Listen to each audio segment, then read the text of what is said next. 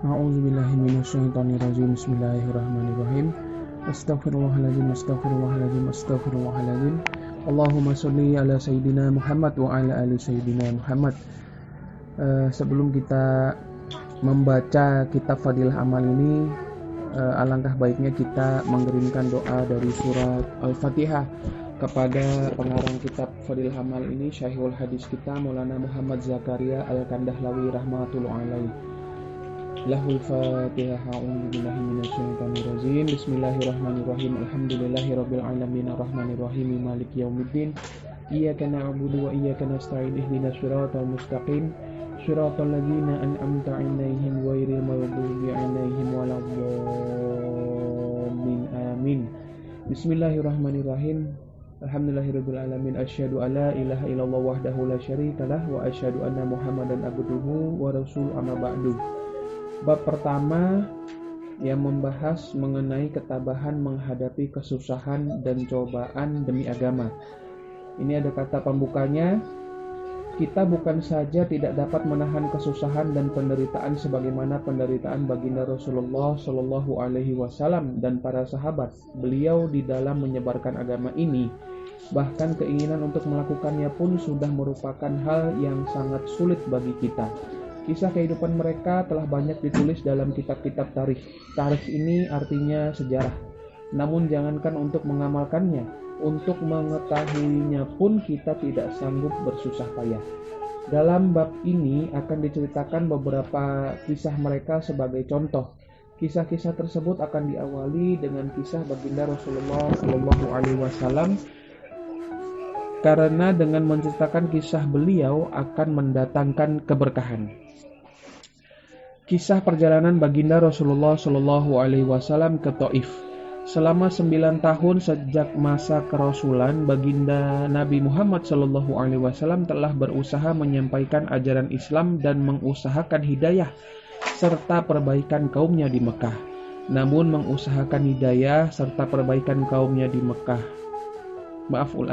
Namun kebanyakan orang-orang Makkah selalu menyakiti, memperolok-olok dan berbuat semena-mena terhadap baginda Nabi Shallallahu Alaihi Wasallam dan para sahabat.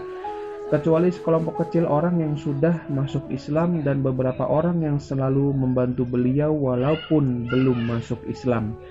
Paman baginda Nabi Shallallahu Alaihi Wasallam, Abu Thalib, termasuk orang yang baik hatinya meskipun belum masuk Islam. Dia selalu membantu baginda Nabi Shallallahu Alaihi Wasallam dalam segala bentuk. Pada tahun ke-10 kenabian, ketika Abu Thalib meninggal dunia, kaum kafir mendapat kesempatan untuk mencegah perkembangan Islam dan menyakiti kaum muslimin secara lebih leluasa. Baginda Rasulullah Shallallahu Alaihi Wasallam pun pergi ke Taif yang didiami kabilah Saqif yang berjumlah besar, dengan harapan apabila kabilah tersebut masuk Islam, kaum muslimin akan terbebas dari berbagai penderitaan dan Taif akan menjadi pondasi penyebaran agama. Setibanya di Taif, baginda Nabi Shallallahu Alaihi Wasallam langsung menemui 3 orang yang ditokohkan. Beliau berbicara dengan mereka, mengajak mereka kepada agama Allah Subhanahu wa Ta'ala dan agar mereka mau membantu baginda Rasulullah Shallallahu Alaihi Wasallam. Akan tetapi mereka bukannya menerima atau paling tidak berlaku sopan kepada tamu yang baru datang, sebagaimana adat bangsa Arab yang terkenal dengan memuliakan tamu. Bahkan mereka tanpa basa-basi menyambut beliau dengan sikap dan akhlak yang sangat buruk. Bahkan mereka pun tidak rela baginda Rasulullah Shallallahu Alaihi Wasallam tinggal di situ. Padahal orang-orang yang dianggap sebagai tokoh seharusnya berbicara dengan sopan dan berakhlak yang mulia. Salah seorang di antara mereka berkata, "Oh, kamukah orang yang diutus oleh Allah sebagai nabi?" Yang kedua berkata, "Apakah Allah tidak menemukan selain kamu untuk diutus sebagai rasul?" Yang ketiga berkata, "Aku tidak mau bicara dengan kamu, sebab jika kamu memang seorang nabi seperti pengakuanmu, lalu aku menolakmu, tentu aku tidak lepas dari musibah. Jika kamu pembohong, maka aku tidak mau bicara dengan pembohong." Akan tetapi baginda Nabi Shallallahu Alaihi Wasallam mempunyai hati yang begitu teguh laksana sebuah batu karang. Beliau tidak berputus asa dan terus berusaha untuk mendekati masyarakat umum, tetapi tidak seorang pun yang mau mendengarkan beliau. Jangankan menerima, bahkan mereka menghardik, "Tinggalkanlah segera kota kami, pergilah kemana kamu suka." Ketika baginda Nabi Shallallahu Alaihi Wasallam sudah tidak dapat mengharapkan mereka dan bersiap-siap untuk kembali, maka mereka menyuruh anak-anak kota Taif membuntuti baginda Nabi Shallallahu Alaihi Wasallam. Mereka lalu mengganggu, mencaci, dan melempari baginda Nabi Shallallahu Alaihi Wasallam dengan batu sehingga kedua sandal beliau berlumuran darah. Dalam keadaan seperti itulah baginda Nabi Shallallahu Alaihi Wasallam meninggalkan Taif.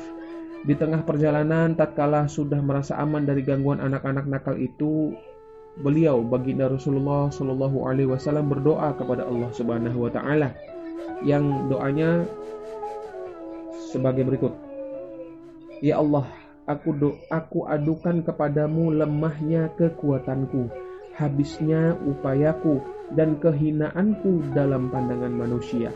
Wahai yang maha penyayang melebihi segala penyayang, Engkaulah Tuhan orang-orang yang tertindas, dan Engkaulah Tuhanku. Kepada siapakah Engkau serahkan diriku?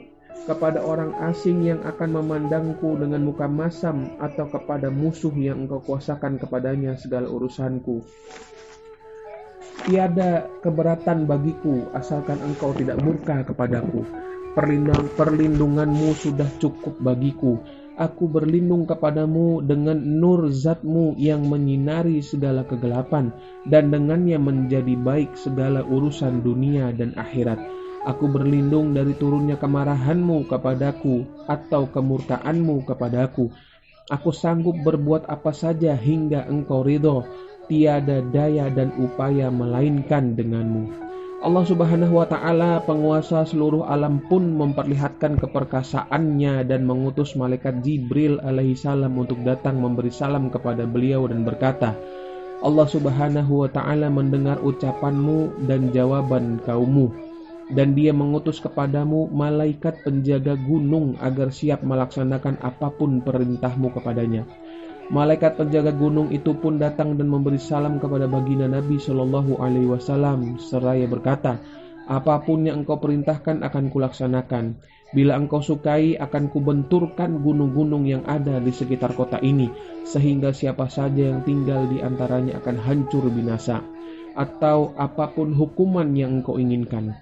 Baginda Rasulullah Shallallahu Alaihi Wasallam yang bersifat penyayang dan mulia ini menjawab, aku hanya berharap kepada Allah Subhanahu wa Ta'ala, seandainya saat ini mereka tidak menerima Islam, semoga kelak di antara keturunan mereka akan lahir orang-orang yang menyembah dan beribadah kepada Allah Subhanahu wa Ta'ala. Masya Allah. Faidah daripada kisah ini, demikianlah akhlak baginda Nabi Shallallahu Alaihi Wasallam yang mulia. Kita mengaku sebagai pengikutnya, namun ketika sedikit kesulitan atau celaan menimpa kita, kita langsung marah, bahkan menuntut balas seumur hidup. Kezaliman dibalas dengan kezaliman, sambil kita terus mengaku sebagai umat baginda Nabi Shallallahu Alaihi Wasallam. Meskipun mengalami penderitaan dan kesusahan yang berat, baginda Nabi Shallallahu Alaihi Wasallam tidak berdoa buruk dan tidak menuntut balas. Masya Allah. Dari sini kita bisa petik sebuah hikmah ya, yang dimana kita mengaku sebagai pengikutnya baginda Rasulullah SAW. Segala macam sunnah beliau kita ikuti, dari sunnah beribadah, sunnah berpakaian dan segala macamnya kita ikuti. Tapi kesabaran, kasih sayang beliau ini terkadang agak susah gitu kita ikuti, apalagi di akhir-akhir zaman ini. Insya Allah dengan mendengar dan membaca daripada kisah ini bisa mendatangkan hidayahnya Allah Subhanahu wa Ta'ala untuk kita, untuk alam sekitar, dan untuk orang-orang di sekitar kita, bahwa patutlah kita mencontoh ya akhlak mulia daripada baginda Rasulullah SAW ini, apalagi di waktu-waktu akhir zaman ini. Kita tutup dengan doa kafaratul majelis. Subhanakallahumma wa bihamdika asyhadu alla ilaha illa anta wa astaghfiruka wa atubu ilaik.